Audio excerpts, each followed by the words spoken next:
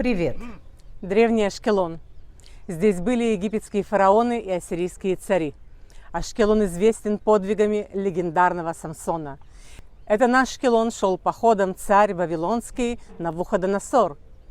К Ашкелону обращались свои пророчества пророки Еремия и Захария. Через Ашкелон по Виа-Марес прошествовал Александр Македонский.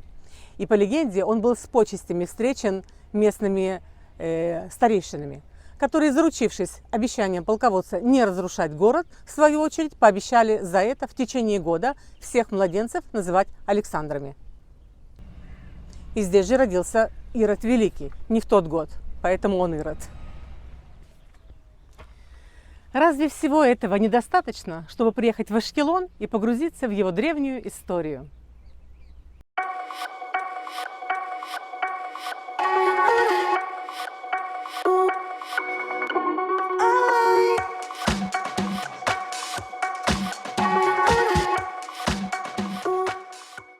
Ну что ж, поскольку город был основан 4000 лет назад хананеями, то мы начинаем свое знакомство с ним с крепостной стены из самых старых арочных ворот в мире. Вперед, исследовать! Ашкелон – один из древнейших городов на территории Израиля. Он был основан хананеями примерно в 1950 году до нашей эры. Из-за своего стратегического положения постоянно подвергался нападениям. Здесь жили хананеи, филистимляне, персы, финикийцы, греки, римляне, византийцы, мусульмане, крестоносцы. В хананейскую эпоху Ашкелон был городом-портом. В те времена не было никакой другой возможности защиты города от нападений, кроме как построить вокруг него стену, что и было сделано в 1850 году до нашей эры. Стена имела протяженность чуть более 2 километров, ширину 50 метров и высоту 15 метров. Строительным материалом служили глиняные кирпичи и кирпичи из местного песчаника куркар. А вот это, похоже, была башня. Видите, полукруглое укрепление.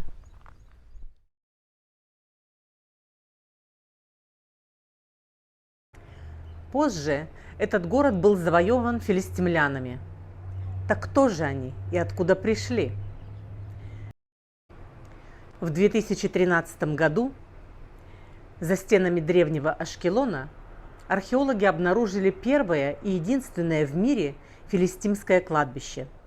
Это дало возможность собрать достаточное количество материала, чтобы проанализировать ДНК и понять, кем были библейские филистимляне и откуда они взялись. На основе анализа ДНК был сделан вывод, что этот народ имеет корни Юго-Восточной Европы. А точнее, этот народ объединяет племена, прибывшие с побережья Эгейского моря, а в частности с острова Крит и других современных греческих островов. Примерно в XII веке до нашей эры эти племена высадились на территории Египта и, вступив в схватку с армией Рамзеса III, потерпели сокрушительное поражение. Это изображено на барельефе внешней стены храма Рамзеса III в египетском городе Луксор. После поражения филистимляне отступили на северо-восток и осели на побережье Средиземного моря, заняв прибрежную зону, которая простилалась от современного Тель-Авива до Египта.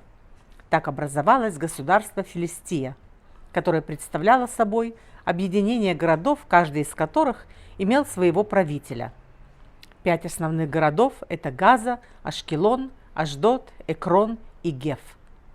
Филистия представляла собой довольно мощное военно-политическое объединение.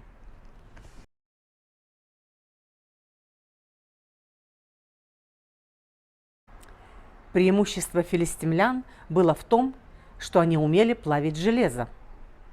В Ветхом Завете филистимляне описаны как враги израильтян. В одной из битв филистимляне захватили ковчег Завета. Правда, это им дорого обошлось. Бог поразил захватчиков чумой, и ковчег пришлось вернуть. Из известных филистимлян выделяются Голиаф, которого Давид сокрушил прощой, и коварная Далила, которая обманом выведала, в чем сила иудейского воина-богатыря Самсона. И именно в Ашкелоне Самсон убил 30 филистимлян и взял их одежду, чтобы расплатиться за спор, который выиграли его товарищи, разгадав его знаменитую загадку.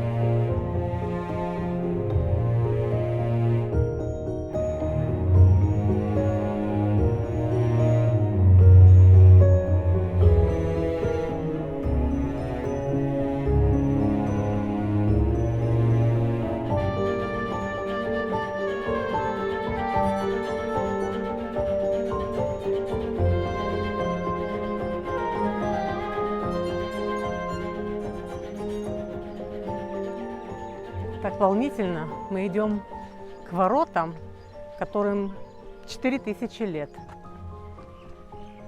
Невероятно.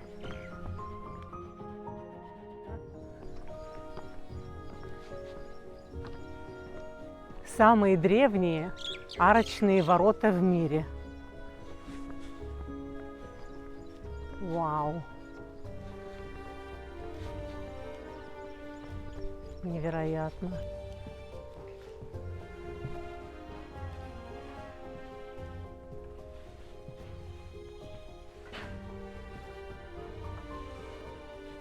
Вау.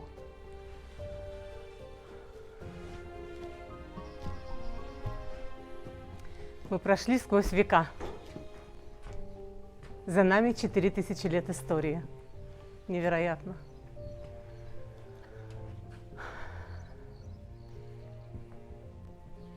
Конечно, это реставрация, но все равно легко представить, как эти ворота выглядели.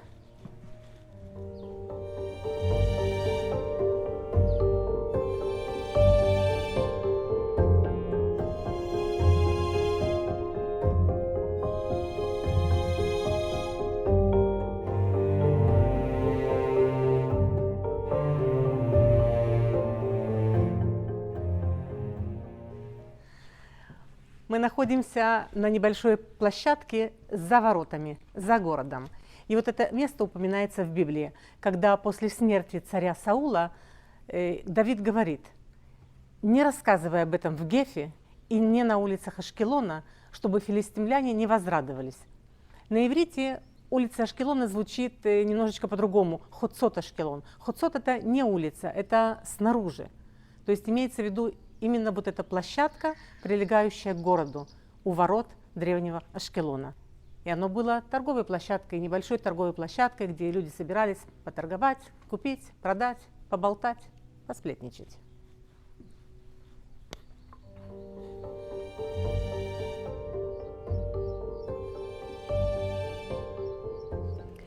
В древнем Ашкелоне можно было купить и продать все.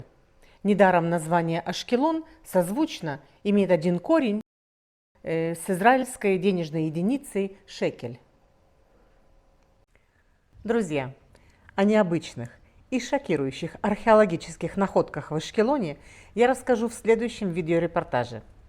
Подпишитесь и включите уведомления, чтобы не пропустить. До встречи через неделю. Ну а мы тем временем выходим за пределы старого города, чтобы остаток дня провести на берегу моря.